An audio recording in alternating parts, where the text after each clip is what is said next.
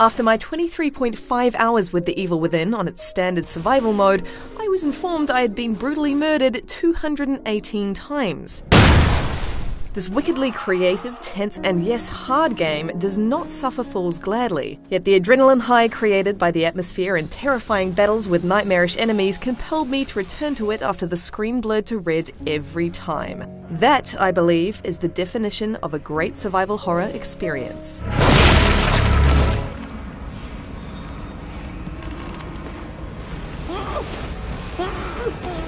The Evil Within is aesthetically, functionally, and spiritually in step with director Shinji Mikami's last foray into the genre, the iconic Resident Evil 4, but Mikami and his new development studio Tango Gameworks have delivered a much tougher and bleaker game this time around.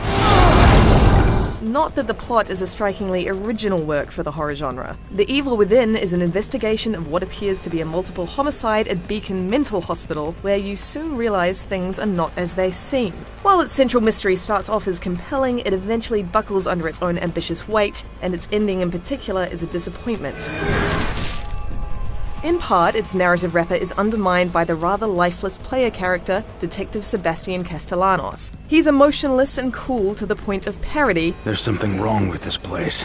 And it's hard to care about stakes when he doesn't appear to care about them himself, although his detachment is, on occasion, darkly comic. What is going on here?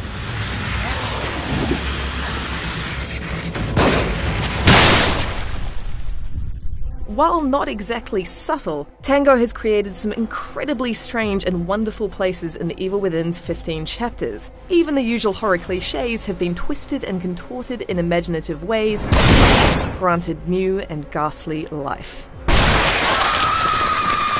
Despite a little roughness around the edges, I noticed some texture pop-in and occasional clipping issues in the PS4 and Xbox One versions, The Evil Within has been beautifully designed. There's a keen eye for composition at work in the level design, and interiors are grimy, full of looming shadows, ornate architecture, and hidden traps. They create a terrifying mood of expectation. And for good reason. Enemies that pepper these places are plentiful, unpredictable, and wildly inventive. I won't be surprised if some of these foes come to define The Evil Within as time moves on, cosplayed for years and endlessly reimagined in fan art.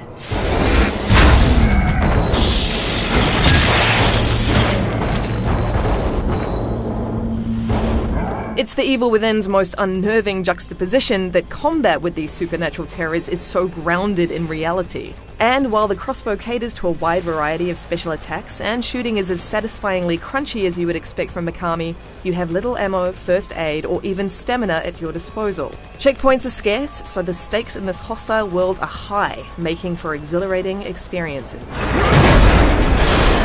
The Evil Within does cater somewhat to those who wish to choose the stealth route, although the AI feels unfairly tuned in on you. Playing stealthily works in fits and starts, but I did not find it the most accessible gameplay style to adopt.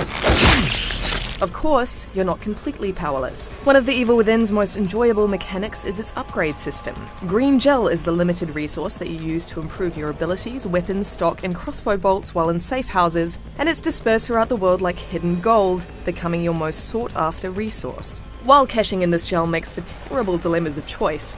Do you upgrade your shotgun damage, or do you want to be able to run for longer? I liked how it let me shape my own gameplay style and gave me a brief, if generally illusory, sense of control of the situation. Because it's chaos, not control, that forms the point in The Evil Within. The action and pacing propels you forward at breakneck speed, moving from one climactic encounter to the next with little to no reprieve. Throughout my playthrough, I always felt on the back foot, and the times I was really on the back foot, I'm talking 6 in the sniper rifle chamber facing a close combat boss here, produced some of the most incredible moments I've experienced in any video game for years. The game had me sweaty palmed with my heart in my throat for most of its duration.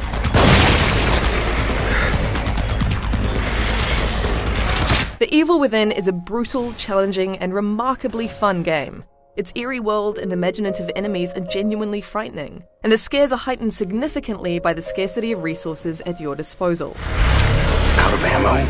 It keeps the odds stacked against you to the point that they often feel insurmountable, yet it's finely tuned to the point that they never really are, as long as you can keep a cool head and a steady aim in the face of building panic. While its story does end up buckling under its own ambition, there is little here that takes away from the joy of experiencing survival horror under the steady hand of a master of the craft. For more on The Evil Within, stick with IGN.